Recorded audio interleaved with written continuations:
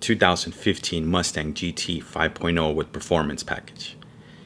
Yeah, the Mustang. Shit. Let me think. What can I really say about the Mustang? I can't think of any other car that can conjure up so many different feelings. Why is the Mustang so loved and simultaneously loathed? It is my personal opinion that the cause of this is ignorance. Yeah, ignorance. Why ignorance? Well, here it goes. We all know that one guy, that fucking asshole, that drives around in a V6 Mustang or V8 Mustang GT producing anywhere from 200 to 300 horsepower, but acts like he's driving around in a 1000 horsepower Super Snake. His claims are as far-fetched as Uncle Rico's football fantasies. He's always pulling up to Corvettes hoping that the older gentleman inside won't have the balls to unleash the 6.2 LS on him because he suffers from hypertension and anxiety. His claims are tall, and he feels like he was put on this earth to play out the role of David and Goliath with every big powerful car on the road. His tales of conquering the hottest girl in the room are synonymous with his claims of running 11 seconds flat on the quarter mile after installing a cold air intake. He consumes too many energy drinks and claims they do nothing for him. He loves drinking cheap beer, and when he's not smoking Mentos, he inhales from a supercharged contraption that used to resemble a vape pipe. His intensity is only superseded by his patriotism. He uses cliches like go big or go home, balls to the wall, and his favorite, balls deep. Everything is balls deep. He wakes up in the morning and drinks his energy drink balls deep. He walks his man-eating junkyard dog balls deep. He shifts gear with his stage 2 clutch balls deep. If he was a cartoon character, his name would be balls deep. He goes to the strip joint on Tuesday afternoon for the half-off 2-for-1 lap dances and makes Peaches work extra hard for the $10 bill. His car is a part of him, and it's an extension of his personality and bravado. We all know this guy. This ignorance, this fucking asshole is what plagues the Mustang image. But thank God there's another story to the Mustang. Oh yeah. The love for the Mustang was born April 17, 1964.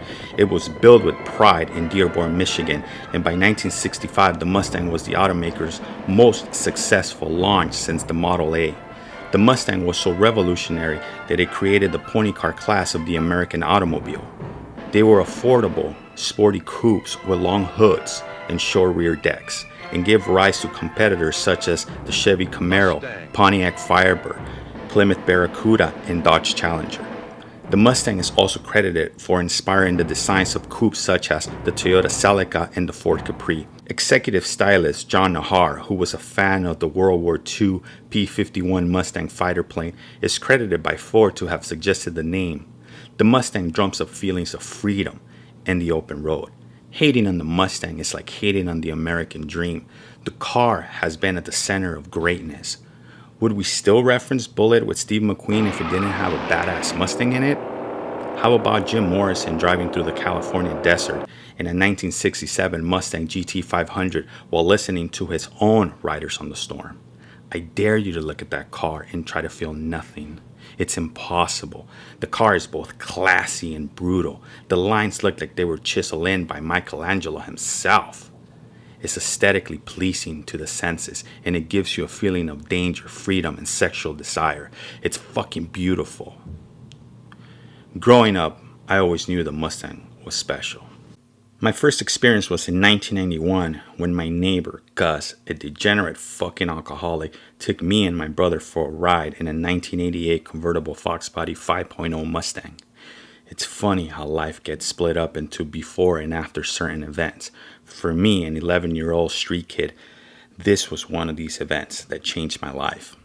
He took off immediately, and I felt the torque and power. This wasn't my mom's shitty 4-cylinder Tempo.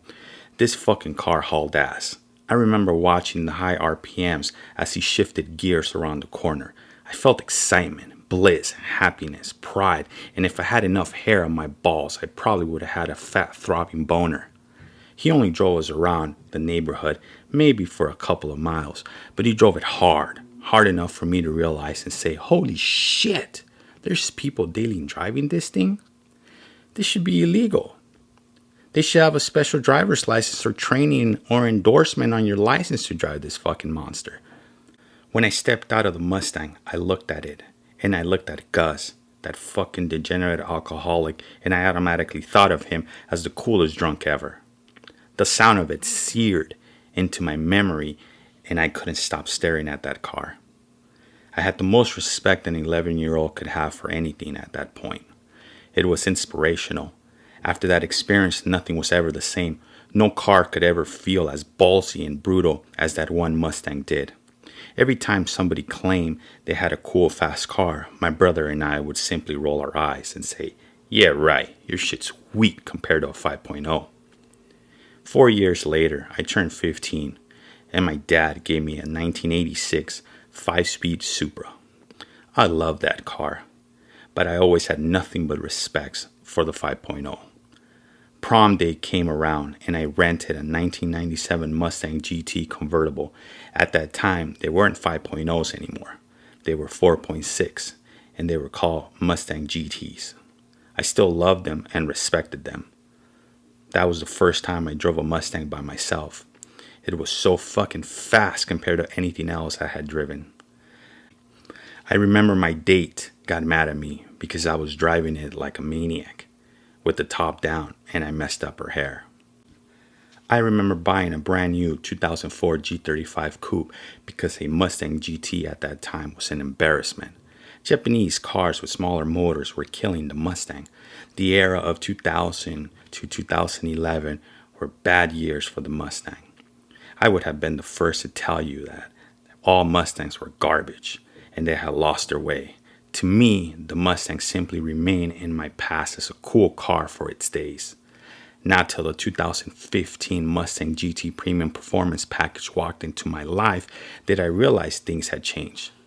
Now, before you start talking shit, let me tell you that my current car before the Mustang was a perfectly manicured 2012 Corvette C6 with an LS3, so I'm not blowing smoke up your ass when I tell you this.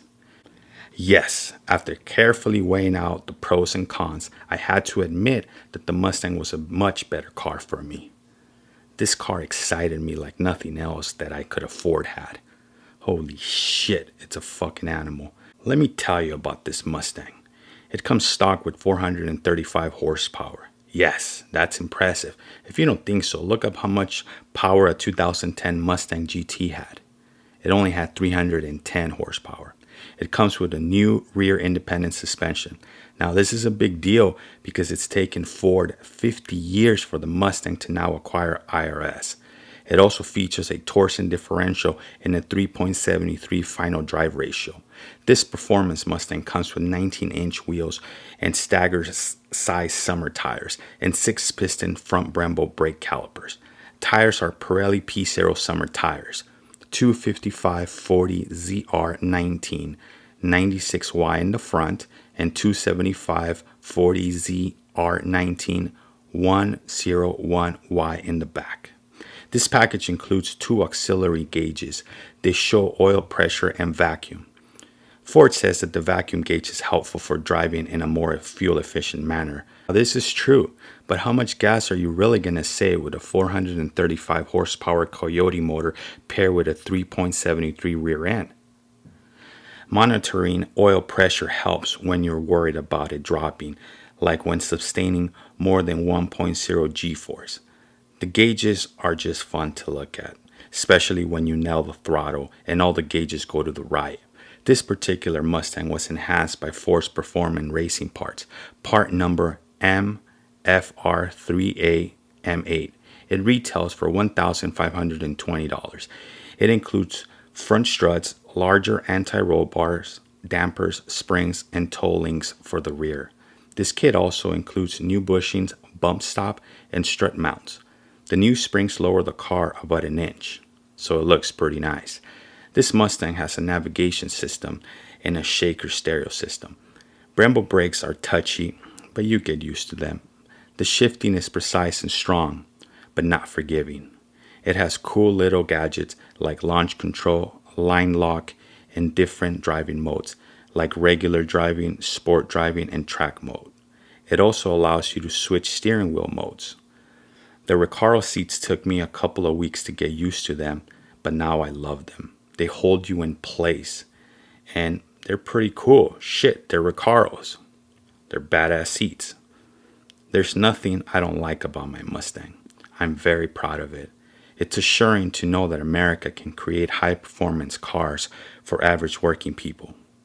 Cars that can be daily driven with a warranty, and once out of warranty, you won't have to sell your house to fix them.